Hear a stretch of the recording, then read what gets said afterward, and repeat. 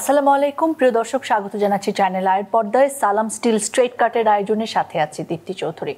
আজকে আমার সঙ্গে স্ট্রেট কাট প্রশ্নের মুখোমুখি হচ্ছেন ডক্টর মোহাম্মদ শফিকুল ইসলাম মাসুদ, সেক্রেটারি ঢাকা মহানগর দক্ষিণ বাংলাদেশ জামাত ইসলামী এবং সাবেক সভাপতি বাংলাদেশ ইসলামী ছাত্র শিবির। আসসালামু আলাইকুম ভাইয়া, কেমন আছেন? ওয়ালাইকুম সালাম, আলহামদুলিল্লাহ ভালো আছি, আপনি ভালো আছেন? আমিও খুব ভালো আছি। সরাসরি প্রশ্নে চলে যাই। সরাসরি প্রশ্নের আয়োজন যেহেতু, জামাতে ইসলাম মানেই যে প্রশ্নটা মানুষের মনে আসে সেটা হচ্ছে মুক্তিযুদ্ধে আপনাদের অবদান। নানা সময়ে আপনারা আসলে নানাভাবে ব্যাপারটি নিয়ে কথা বলেছেন যে সেই সময় কোন চিন্তা থেকে বা ধারণা থেকে, দর্শন থেকে আপনারা ওই অবস্থান নিয়েছেন।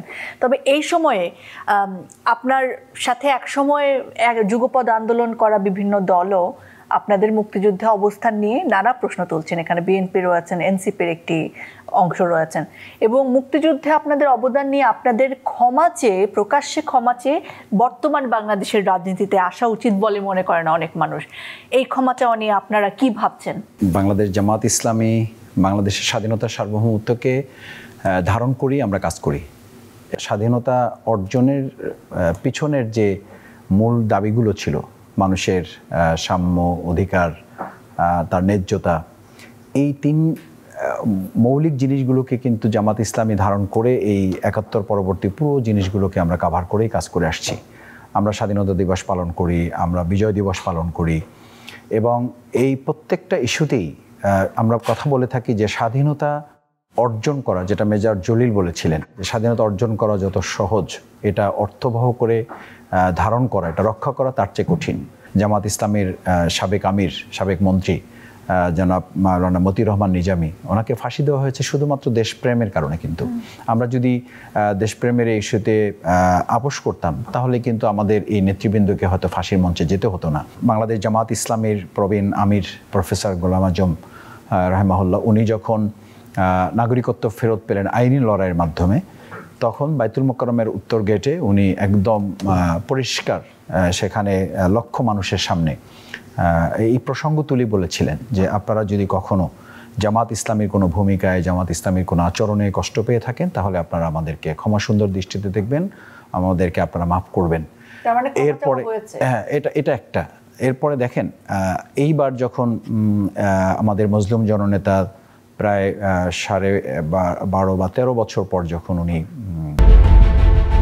প্রিমেসি ইনবিল্ট জার্মান টেকনোলজি, বাংলাদেশের ফার্স্ট থার্মিক্স রড, সালাম স্টিল থার্মেক্স, হাইকোর্টের উচ্চ আদালতের নির্দেশে যখন উনি একেবারে খালাস পেলেন, নির্দোষ প্রমাণিত হলেন, এটা কিন্তু 2-3টা বিষয় খুব সিগনিফিক্যান্ট। একটা হচ্ছে যে আইনগতভাবে আমাদেরকে ৭১ ইস্যু থেকে আমাদেরকে মুক্ত করা হয়েছে, আমরা মুক্তি পেয়েছি। শুধু আজহার সাহেব মুক্তি পান নাই, বরং জামাত ইসলামীর প্রতি যে একটা পলিটিক্যাল ব্লেম গেম এটা চালানো হয়েছে, এখান থেকে জামাত আইনগত প্রক্রিয়ায় পরিষ্কার করে দেওয়া হয়েছে। সুতরাং এরপর থেকে আমার মনে হয় না যে এই ইস্যু নিয়ে আর কারো কথা বলা উচিত, বরং বললে, আমি আজহার ভাইয়ের মুখে শুনেছি উনি ইতিমধ্যে চিন্তা করে রেখেছেন যে এই প্রসঙ্গে যদি আর জামাত ইসলামীকে অ্যাটাক করা হয় অন্যায়ভাবে, তাহলে আমরা আইনগত পদক্ষেপ নিতে বাধ্য হব। এই জন্য যে লক্ষ্যে বা যে উদ্দেশ্যে তৎকালীন সময় অত্যন্ত অমানবিকভাবে এবং দেশীয় আন্তর্জাতিক আইনকে অবজ্ঞা করে যে ট্রাইব্যুনাল তারা গঠন করেছিলেন, 4টা জিনিসকে টার্গেট করে, একটা হচ্ছে হত্যা, একটা হচ্ছে ধর্ষণ, একটা হচ্ছে লুটতরাজ, একটা হচ্ছে অগ্নিসংযোগ। এই 4টার সাথে সম্পৃক্ত হলেই তো কেবল তাকে যুদ্ধ অপরাধ বলা হচ্ছে। এর কোনো একটার সাথে জামাত ইসলামের একজন সাধারণ সহযোগী শুভাকাঙ্ক্ষীকেও এই পর্যন্ত কেউ সম্পৃক্ত করে প্রমাণ করতে পারে নাই। ৭১-এর ইস্যুটা ছিল it's a political decision. Political ডিসিশনে বিভিন্ন সংগঠনের বিভিন্ন সময় ভুল হয়ে থাকে, হতেই পারে। পলিটিক্যাল ডিসিশন একটা জিনিস, আর আপনি অন্যায় করেছেন, ভুল হিসেবে মেনে নিয়েছেন, আপনি একটা অন্যায় করেছেন, কারোর উপর জুলুম করেছেন, এই দুটো কিন্তু ভিন্ন ইস্যু। পাকিস্তানিরা তো আমাদের উপর জুলুম করেছে, হ্যাঁ, সেটা আমরা প্রতিবাদ করেছি, সেটা তো আমরা প্রতিবাদ করেছি, তখনও প্রতিবাদ করেছি, এখনো করছি এবং এখনো বলছি সেটা তারা ঠিক করেন নাই। প্রতিবাদ করেছি আমরা, অসহায় মানুষকে আমরা আশ্রয় দিয়েছি। প্রফেসর গোলাম আজম সাহেব এটিএন নিউজে ওনার একটা সাক্ষাৎকার আছে যে ওনার মাধ্যমে উনি অনেক মানুষকে তখন তিনি সহযোগিতা করেছেন, আশ্রয় দিয়েছেন। পাকিস্তানি মিলিটারিকে উনি এই ব্যাপারে অনুরোধ করেছেন, কোথাও কোথাও কোথাও উনি নির্দেশও দিয়েছেন যে এটা তো আপনারা করতে পারেন না, এই অন্যায়টা যারা করছে তাদের ব্যাপারে আপনার পদক্ষেপ নেওয়া উচিত। আমরা দেশ ভাগের ব্যাপারে আমাদের একটা মত ছিল, কিন্তু সেই মতটা তো এখনকার জন্য আপনি খুব গুরুত্বের ব্যাপার হওয়ার কথা না। ব্যাপারটা হচ্ছে যে আপনি দেশটা স্বাধীন হয়ে যাওয়ার পর জামাত ইসলামের ভূমিকাটা কি, সেই ভূমিকার দৃষ্টিতে যদি আপনি অন্য সমস্ত রাজনৈতিক দলগুলোকে পর্যালোচনায় নেন, তাহলে তো আপনাকে এটা খেয়াল করতে হবে যে জামাত ইসলামী এই স্বাধীনতার সার্বভৌমত্বকে অর্থবহ করে একটা গুড গভর্নেন্স, একটা সততা, একটা দক্ষতার জায়গায় একটা মানবিক রাষ্ট্র বিনির্মাণের জন্য জামাত ইসলামী সবাইকে নিয়ে কাজ করার চেষ্টা করছে। বরং ধর্মীয় রাষ্ট্র প্রতিষ্ঠা তো মুক্তিযুদ্ধ, আমরা তো ধর্মীয় রাষ্ট্রের কথা বলছি না, আমরা বলছি ইসলামের শরীয়ত বিধান তো একজন মুসলিম হিসাবে আমি মানব না, সেটা আমার ব্যাপার। ইসলাম তো কারো উপরে কোনো কিছু জোর করে চাপিয়ে দিতে চায় না, কিন্তু আমি একজন মুসলিম হিসাবে যে ধর্মে আমি বিশ্বাস করি সেই ধর্মের বিধানের মাধ্যমে শান্তি প্রতিষ্ঠা করা সম্ভব, এই আহ্বান জানানোর অধিকার তো আমার থাকা উচিত। আপনার একটি বক্তব্য নিয়ে বেশ সমালোচনা হয়েছে, আপনি বলেছেন যে জামাতে ইসলামের বিরোধিতা করা মানে পক্ষান্তরে কোরআন বা ইসলামের বিরোধিতা করা। এই বক্তব্য সম্পর্কে আমাদের কিছু বলবেন? আমি কোরআনের সূত্র ধরে বলেছি, যেখানে আল্লাহ তাআলা আমাদেরকে লাকাদ কাররামনা বানি আদম, আমাদেরকে সম্মানিত করে পৃথিবীতে পাঠিয়েছেন। তো সম্মান যার যত বেশি তার দায়িত্ব তত বেশি। সেই দায়িত্বটা কি? সেই দায়িত্বটা আমি বলেছি যে সেই দায়িত্বটা হচ্ছে ইন্নী জাইলুন ফিল আরদি খলিফা। খলিফা মিনস হচ্ছে খলিফা has tradition to break the existing customs of the society. খলিফা মানে হচ্ছে সে যা কিছু অন্যায় আছে, যা কিছু মানুষের অপছন্দের ব্যাপার আছে, যা কিছু মানুষের অকল্যাণের ব্যাপার আছে, সেগুলোকে ভেঙে ওখানে কাস্টমস অফ দ্য সোসাইটি, ওখানে নতুন কিছু একটা প্রয়োজনীয় জিনিসগুলো তারা তৈরি করে দেবে। সংস্কারের এই প্রসঙ্গটা আমি তুলেছি যে সংস্কারের এই দায়িত্বটা শুধুমাত্র প্রফেসর ডক্টর ইউনূস সাহেবের সময়ের ব্যাপার না। সংস্কারটা এই পৃথিবীতে মানুষ আল্লাহ তাআলা প্রেরণই করেছেন সংস্কারের জন্য, এই পৃথিবীটাকে বসবাস উপযোগী রাখার জন্য। সুতরাং সংস্কারটা কোরআন প্রদর্শিত একটা ব্যাপার, কোরআন নির্দেশিত একটা ব্যাপার। সেই কোরআনের নির্দেশিত সংস্কারটাকে যদি কেউ অস্বীকার করে, তার সাথে কোরআনকে অস্বীকার করবে। আর সেই কাজটা জামাত ইসলামী করার চেষ্টা করছে। সুতরাং জামাত ইসলামীর এই সংস্কার, আমি এটা প্রফেসর ইউনূস সাহেবের কথা ওখানে বলি না, এটা কেউ কেউ ওর দিকে নিয়ে গেছে যে প্রফেসর ইউনূস সাহেবের সংস্কার। জামাত ইসলামী প্রফেসর ইউনূস সাহেবের সংস্কারের সাথে এটাকে মিলায় না। আমরা বলি যে এটা পৃথিবী সৃষ্টির শুরু থেকে এই কাজ করছে, আর জামাত ইসলামী সেই দায়িত্বটা পালন করে আসছে। জামাত ইসলামী যদি শরীয়তের কথা বলে, জামাত ইসলামী যদি ইসলামের আইনের কথা বলে, জামাত ইসলামী একজন লোককে নামাজের কথা বলে, সেটার যদি আপনি বিরোধিতা করেন, তাহলে জামাত ইসলামীর ওই কথাটার বিরোধিতা করলে তো আপনি পক্ষান্তরে বা কোনো কোনো ক্ষেত্রে আপনি তো কোরআনের বিরোধিতা করবেন। শাহবাগে স্লোগান উঠেছিল গোলাম আজমের বাংলায় আওয়ামী লীগের ঠাঁই নেই, আপনি কি এটা নিয়ে কিছু বলবেন? এটা আসলে কারা দিয়েছিল বা আপনাদের পক্ষ থেকে দেওয়ার কোনো? দেখেন, ওই প্রোগ্রামটা ছিল একটা মাস গ্যাদারিং প্রোগ্রাম। আমার মনে হয় যে এটা দুটো জায়গা। একটা হচ্ছে এখনকার তরুণ প্রজন্মের মধ্যে কেউ আছে যে এরকম জিনিসটাকে সে একটা ইমোশনাল জায়গা থেকে এই কথাটা বলেছে।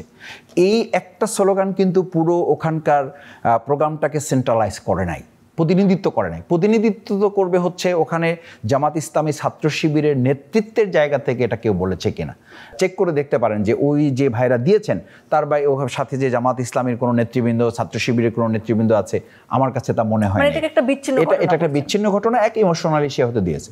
দ্বিতীয় হচ্ছে যে ওই প্রোগ্রামটা আসলে কোনো একটা ব্যক্তি বা কোনো একটা দলের হয়েও প্রোগ্রামটাই তো ছিল না। এটা মানে যে বা যারাই করেছে, আমি এটা বলি যে এটা ঠিক করে নাই। সহজ কথা, প্রফেসর গোলাম আজমের বাংলা কিনা বা অন্য কোনো ব্যক্তির বাংলা কিনা এই সেন্সটাই তো জামাত ইসলামী ধারণ করে না। কারণ আমরা কোনো ব্যক্তির, আমরা তো বলেছি এই বাংলাদেশটাকে আমরা 18 কোটি মানুষের কাছে আমরা ফিরিয়ে দেব। আমি আমার বাউফলে বলেছি যে আমরা 4.5 লক্ষ মানুষ হবে এখানকার এমপি, আর যিনি জনগণের দ্বারা নির্বাচিত হবেন তিনি হবেন সেবক। আমাদের ডক্টর আমিরে ডক্টর শফিকুর রহমান উনিও আগে কথা বলেন যে দেশটার মালিক হবে জনগণ, আর এখানকার জনপ্রতিনিধি যারা হবেন তারা হবেন সেবক। সুতরাং সেখানে এই সেন্স তো জামাত ইসলামী ধারণ করে না। নানা সময় বলা হয় যে এনসিপির অনেকেই আপনাদের ছত্রছায়ায় নেতা হিসেবে গড়ে উঠেছে বা আপনাদের সাথে তাদের খুব ভালো সম্পর্ক, এবং নানা ইস্যুতে আবার আপনাদের একটুখানি দূরত্বও দেখা যায়। তারা আপনাদের বিরুদ্ধে একটু কথা বলে, আপনারা তাদের বিরুদ্ধে একটুখানি কথা বলেন, আবার কোনো একটা ইস্যুতে আপনারা মিলে যান। সো এটা নিয়ে খুবই মজাদার নানা ধরনের গল্প আছে। একটুখানি বলবেন যে আপনাদের সাথে রাজনৈতিক দল হিসেবে এনসিপি কতটা একই মতাদর্শে কিংবা কতটা একই পথে চলেন আপনারা? জামাত ইসলামী এবং ছাত্র শিবিরের জন্য এটা একটা সৌভাগ্য হতে পারে, এটা একটা দুর্ভাগ্য হতে পারে যে বাংলাদেশের যে কোনো উল্লেখ করার মতো ঘটনার সাথে জামাত ইসলামের একটা সম্পর্ক থাকে। প্রথম দফায় বলে দেওয়া হয় এটা জামাত ইসলামী করেছে। এরপরে মানে তথ্য উদ্ঘাটন করতে করতে করতে করতে একটা জায়গায় গিয়ে জানা যায় যে আসলে এর সাথে জামাত ইসলামী কোনো সম্পর্ক নাই। বাংলাদেশের জনগণ তো সাংবিধানিক যে কোনো বিষয় সামনে রেখে রাজনৈতিক দল করার অধিকার তাদের আছে, এবং তখন আমাদেরকে জানতে হয়েছে সফলতা ব্যর্থতা। আমরা তখন বলেছি সফলতা ব্যর্থতার জন্য একটা মিনিমাম টাইম তো তাদেরকে দিতে হবে। তো সেই জায়গাটায় আমরা মনে করি যে জামাত ইসলামী বা ইসলামী ছাত্র শিবির কোনো দল তৈরি করার দায়িত্ব না, কোনো দল কিভাবে পরিচালিত হবে সেটা পরিচালনা করার দায়িত্ব জামাত ইসলামীর না, এবং ওই দলের মানে সমালোচনা করার দায়িত্বটাও জামাত ইসলামী নিতে চায় না। জামাত ইসলামী এইটুকু করতে Primacy inbuilt. German technology, Bangladesh's first thermix rod. Salam Steel Thermex. পারে বা ছাত্র শিবির এইটুকু করতে পারে যে দেশের প্রয়োজনে আমরা তখন তিনটা কথা বলেছি। এক, যে রাজনৈতিক দলগুলো দেশে আসুক তারা যেন প্রথম ঐক্যের ভিত্তিতে কাজ করে। আমরা কোনো দলের সাথে ঐক্য না, আমরা বলেছি জাতীয় ঐক্য বিনির্মাণের ক্ষেত্রে প্রত্যেকটা রাজনৈতিক দল যেন লাইবিলিটি নিয়ে জবাবদিহিতার চিন্তা মাথার মধ্যে রেখার যেন কাজ করে, তাহলে একটা দল দেশের জন্য কিছু করতে পারে। সেকেন্ড থিং আমরা বলেছিলাম দেশকে দেশের জায়গা থেকে সিদ্ধান্ত হইতে হবে, এটা পার্শ্ববর্তী কোনো রাষ্ট্র বা অন্য কোথাও থেকে সিদ্ধান্ত এখানে চাপিয়ে দেওয়া হবে, এটা একটা অঙ্গরাজ্য হবে, এখানে কেউ ডিকটেট করবেন, এইটা ব্যাপারে যেন জামাত ইসলামী ছাত্র শিবির যেভাবে ফাঁসির মঞ্চে মাথা উঁচু করে হাসি মুখে আমাদের নেতৃবৃন্দ জীবন দিয়েছেন, এইটাকে অন্যান্য রাজনৈতিক দলও যেন এই সেন্টিমেন্টটা, দেশপ্রেমের সেন্টিমেন্টটা যেন রাখে। একটা মুভমেন্ট সফল করা আর একটা পলিটিক্যাল পার্টিকে সাকসেসের অ্যাচিভমেন্টে নিয়ে যাওয়া, ইটস টু ডিফারেন্স। কিন্তু গণতন্ত্রের বড় একটা মাইলস্টোন তো খুব কাছাকাছি আছে, তো তাদেরকে আসলে নিশ্চয়ই কিছু একটা ডিসিশন নিতে হবে তারা আসলে কাদের সঙ্গে কাজ করবেন। তো সেই জায়গা থেকে এনসিপির সাথে কি আপনাদের এই আগামী নির্বাচনকে জামাত ইসলামীর সাথে আমাদের বন্ধুত্বের জায়গাটাও খুব এমন না যে মানে তাদেরকে আমরা পরিচালনা করি, শত্রুতার জায়গাটা এমন না যে তাদের চেহারা আমরা দেখতে পারবো না। জোট করার কোনো পরিকল্পনা আছে আপনাদের এনসিপি কে সাথে নিয়ে কিংবা অন্যান্য ইসলামিক দল? আসলে জোটের ব্যাপারটা আরেকটু আপেক্ষিক ব্যাপার হবে, কারণ কেবল তো নির্বাচনের প্রসঙ্গটা আলোচনায় আসছে, বছর বা মাসের আলোচনা আসছে। তো বছর এবং মাসের আলোচনা যখন আসছে, স্থির হয় না, ডেট হয় না এখন, ডেট হবে, এটা একটা রোডম্যাপ দেওয়া হবে, ডেডলাইন দেওয়া হবে, এটার নিয়ম রুলস অ্যান্ড রেগুলেশনগুলো যখন আমাদের সামনে আসবে, এরপরে আমাদের ধরেন নিবন্ধন প্রতীক এই বিষয়টাও কিছুটা সেটেল হয়েছে। আবার যে দলের কথা আপনি বলেছেন এনসিপির কথা, তাদের নিবন্ধনের প্রশ্ন কিন্তু এখনও সিদ্ধান্ত হয়নি, সুতরাং এগুলো কিছু বিষয় আছে। আর তার চেয়েও বড় কথা হলো যে ইলেকশনের মানে এনজয়েবল টাইমটা আমরা এখনো কিন্তু আসি নাই। ওই টাইমটা যখন আসবে তখন অনেকগুলো সমীকরণ আমাদেরকে আরো বেশি যোগ বিয়োগ হবে, সংযোজন হবে। সেই সময়টা অবস্থায় রেখেই কিন্তু মাননীয় প্রধান উপদেষ্টা এবং বিএনপির ভারপ্রাপ্ত চেয়ারম্যান জনাব তারেক রহমানের একটা গুরুত্বপূর্ণ মিটিং হয়েছে লন্ডনে, এবং সেখান থেকে দুই পক্ষ থেকেই মোটামুটি একটা বিবৃতি দেওয়া হয়েছে যে ফেব্রুয়ারিতে তারা একটি নির্বাচন আশা করছেন। এই বৈঠক এবং বিবৃতিকে কিভাবে দেখছে জামাত ইসলামী? বৈঠক এবং বিবৃতির ব্যাপারে ইতিমধ্যে বাংলাদেশ জামাত ইসলামী নির্বাহী থেকে একটা একেবারে ক্লিয়ার স্টেটমেন্ট দিয়ে দেওয়া হয়েছে জাতির উদ্দেশ্যে, সেটা নিশ্চয়ই আপনাদের চোখে পড়ার কথা। সেখানে 3-4টা গুরুত্বপূর্ণ কথা বলা হয়েছে যে এই বৈঠকটা একটা স্বাভাবিক প্রক্রিয়া, আমাদের দেশেও বিভিন্ন রাজনৈতিক দল ব্যক্তির সাথে প্রধান উপদেষ্টা কথা বলেছেন, এটা বলাটাই স্বাভাবিক। সেকেন্ড থিং হচ্ছে যে ডেটের ব্যাপারে আমরা এক ধরনের কথা বলেছি, বিএনপি এক ধরনের কথা বলেছে, তারা ডিসেম্বরে চেয়েছে, আমরা এপ্রিলের কথা বলেছি। আবার এটাও বলেছি যে যদি সংস্কার বিচার এবং আমাদের কি বলে যে নির্বাচনের প্রস্তুতি সংক্রান্ত যে কাজগুলো আছে সেই কাজগুলো যদি দৃশ্যমান কোনো অগ্রগতি আসে তাহলে এটা ফেব্রুয়ারি মাসেও হতে পারে, অর্থাৎ রমজানের আগেও হতে পারে। তো এটা আমিরের জামাত ডক্টর শফিকুর রহমান কিন্তু এরকম একটা ওয়াইড কথা বলে রেখেছেন। এটাকে কেউ কেউ বলেন যে মানে উনি কখন কোনটা বলেন। আচ্ছা, আমি আপনাকে বলি যে আমি একটা রাজনৈতিক দল হিসাবে যদি বলে দিই যে এই মাসে, এই বছরে, এই মাসে করতে হবে, আমি তো মনে এটা হচ্ছে বরং একটা ডিকটেট করা। এটা তো একটা অন্তর্বর্তীকালীন সরকার, রাজনৈতিক দলগুলোর দায়িত্ব হচ্ছে তাকে সহযোগিতা করা। তো আপনি সহযোগিতা কেমনে করবেন? সহযোগিতা যদি আপনি আমাকে বলেন যে আপনি এই চেয়ারেই বসেছেন, এখানেই বসে থাকবেন এবং এই টাইমে আপনাকে উঠতে হবে, এইটা তো সহযোগিতা না, এটা হলো আপনি আমাকে চাপিয়ে দেওয়া, ডিকটেট করা। তো ডিকটেট যখন আপনি করেন তখন পাশের লোকেরা কি মনে করবে? মনে করবে যে উপস্থাপিকা যিনি আছেন খুবই পাওয়ারফুল, ওনার কথার বাইরে উনি কিছু করতে পারেন না। তো এটা এক ধরনের তো ম্যানিপুলেট করা। লন্ডনের বৈঠকের পরে একটা সিদ্ধান্ত দিয়েছিলেন, তো যদি এটা প্রয়োজন মনে করেন ওনারা, তত্ত্বাবধায়ক সরকারের প্রধান উপদেষ্টা বা সরকারের সাথে যারা আছেন বা নির্বাচন কমিশন যদি এটা মনে করেন, করতে পারেন, যৌক্তিকতা থাকলে সেটা হতে পারে, উচিত ছিল, ভালো হতো।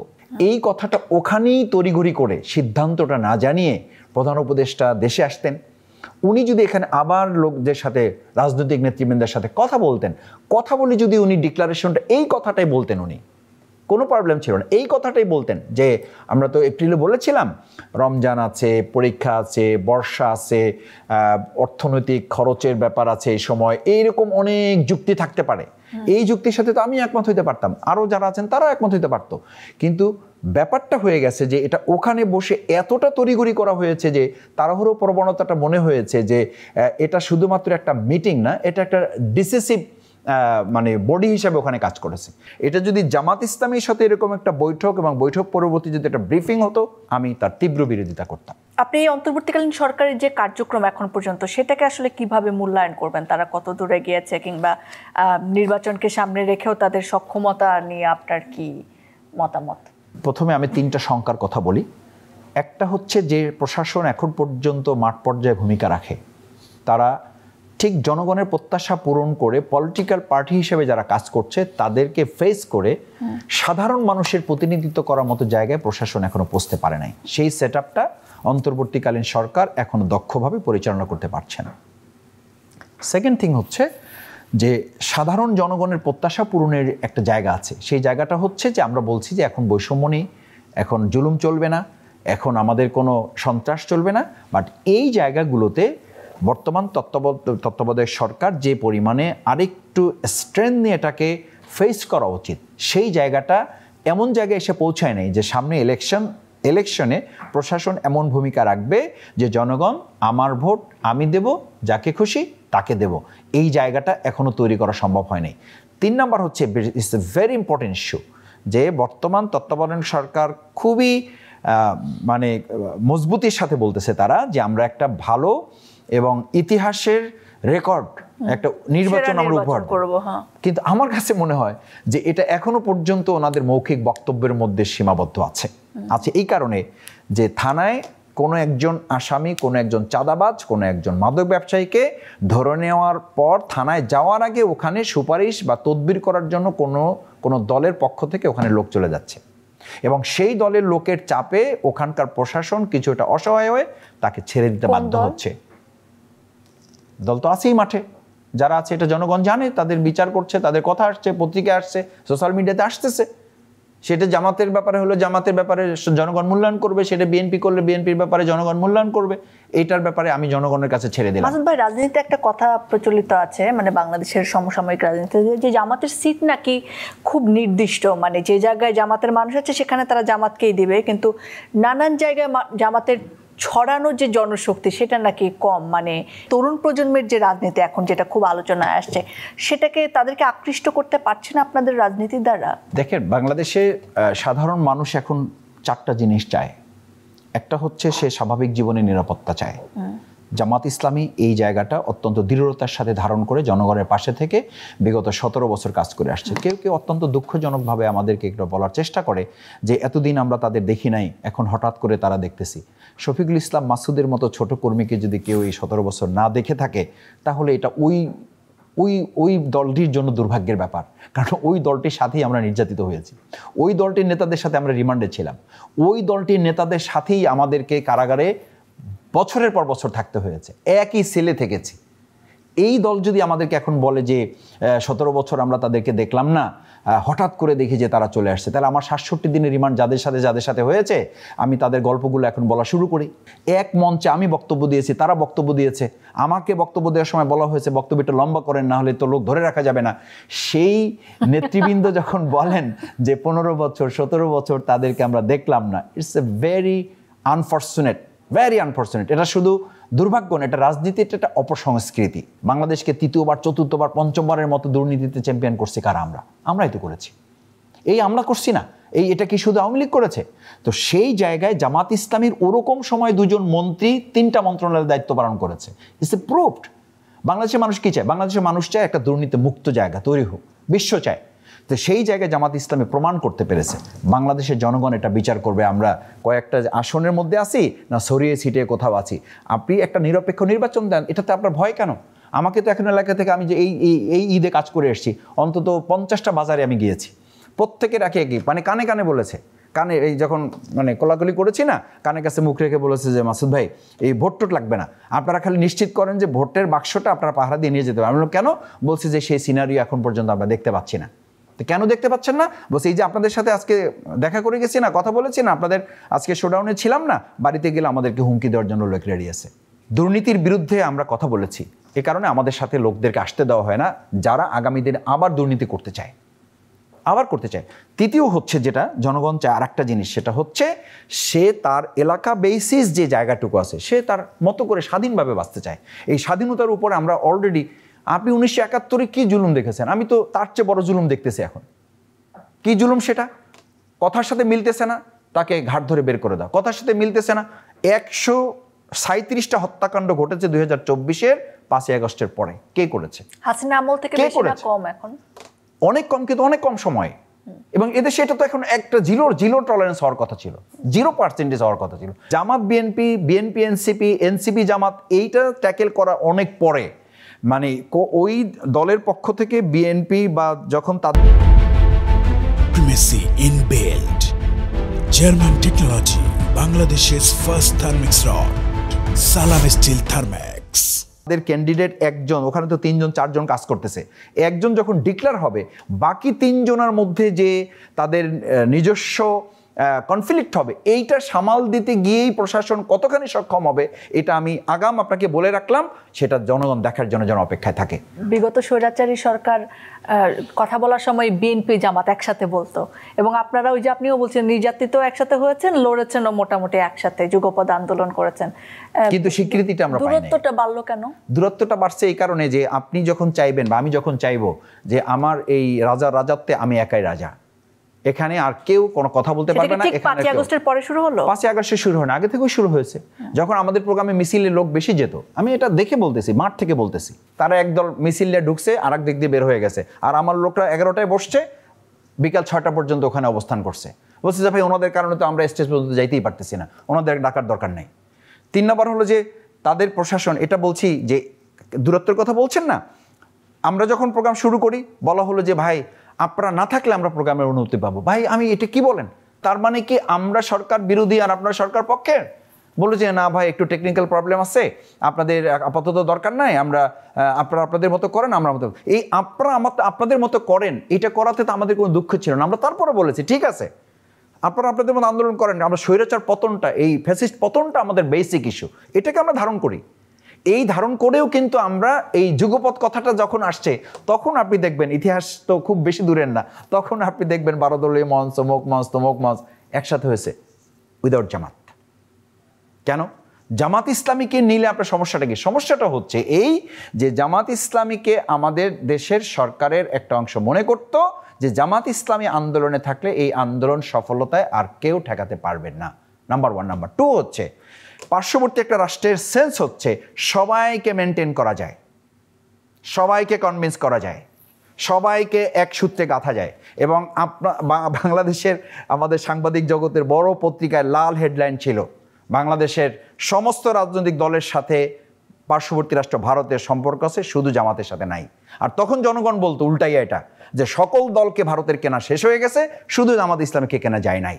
রাত 3টার সময় আমার বাসার সামনে গোয়েন্দা সংস্থার লোক গিয়ে হাজির, আপনি আপনার লোকদের বলেন সব ঠিক করে দেওয়া হবে, শুধুমাত্র 2টা ইস্যু, 1 পার্শ্ববর্তী রাষ্ট্রের সাথে আপনাদেরকে মিলে চলতে হবে, 2 বিএনপির সাথে আপনাদের সম্পর্ক ছিন্ন করতে হবে। আমি বললাম যে আপনার মাথা কি ঠিকঠাক আছে? বলছে আপনি বলেন কি, আপনি জানেন যে আপনাকে এখন তুলে নিয়ে যাবে? আমি বলতে আমি তোলার মধ্যেই আছি, আমাকে কি তুলে নিয়ে যাবেন আপনি? আমার উপরে 50টা বাড়ি যদি লাঠির পড়ে, এর মধ্যে 49টা বাড়ি লাঠি পড়ছে শুধু একটা ইস্যুতে, বিএনপির সাথে থেকে আপনারা চলে আসেন। আর সেই বিএনপি আজকে যদি আমাদের ব্যাপারে কথা বলে, এটা অত্যন্ত দুর্ভাগ্যজনক জাতির জন্য, আমাদের জন্য না পা। আমরা নির্যাতন নিপীড়ন সহ্য করে করে এসছি, এই করে করে আমরা চলে যাব। আমরা ভোগের রাজনীতিতে আসি না, আমরা সিদ্ধান্ত নিয়ে এসছি ত্যাগের রাজনীতিতে। সুতরাং আমাদের নিয়ে সমস্যা না, সমস্যাটা হলো এই জাতিকে বিভ্রান্ত করা, জাতিকে বিভক্ত করা, জাতিকে হতাশ করে ফেলার এই বক্তব্য যদি সিনিয়র নেতৃবৃন্দ পর্যায় থেকে এখন আসে, জামাত এটা করে নাই, জামাত এটা করে নাই, জামাত এতদিন কোথায় ছিল, শিবির কার ভিতরে ছিল, হোয়াট মিন ডু ইট? এটা অত্যন্ত দুর্ভাগ্যজনক। এটা জামাতের সাথে শুধু মানে আমি বলবো শব্দটা এটা ঠিক হচ্ছে না, যে এটা শুধু জামাতের প্রতি অবিচার না, এটা জাতির প্রতি অবিচার। মাসুদ ভাই আরো কথা বললে ভালো লাগতো, নিশ্চয়ই অন্য সময় কথা হবে। আজকের জন্য শেষ প্রশ্ন হচ্ছে, বাংলাদেশে ভবিষ্যতে কি নিয়ে সবচেয়ে বেশি শঙ্কা করেন আর কি নিয়ে সবচেয়ে বেশি আশাবাদী? ভবিষ্যৎ শঙ্কা হচ্ছে রাজনৈতিক দল এবং রাজনৈতিক ব্যক্তিত্বের মধ্যে আমাদের সংস্কৃতি কোনো বেসিক পরিবর্তন হয় নাই, এটা আমাকে সবচেয়ে বেশি শঙ্কিত করে। আশার দিক হচ্ছে এটা যে আমাদের তরুণ প্রজন্ম আমাদেরকে একটা বড় থ্রেটের মধ্যে রেখেছে, চাইলেই আপনি যা কিছু করতে পারবেন না।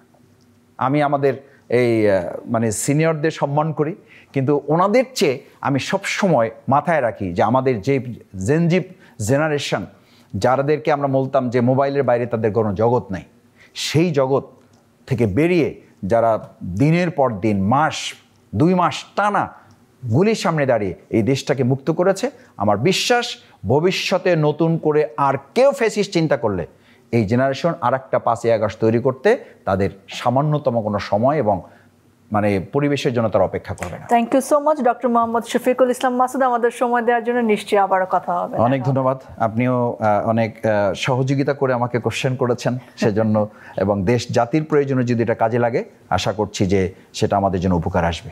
থ্যাংক ইউ, ধন্যবাদ প্রিয় দর্শক, আপনারা যারা সঙ্গে ছিলেন। আপনাদের করা প্রশ্ন, আপনাদের জানার ইচ্ছা আছে যে প্রশ্নের উত্তর, সেই প্রশ্নগুলো নিয়ে আবারও হাজির হবে। আজকের মতো বিদায় নিচ্ছি সালাম স্টিল স্ট্রেট কাটের আয়োজন থেকে। ভালো থাকুন।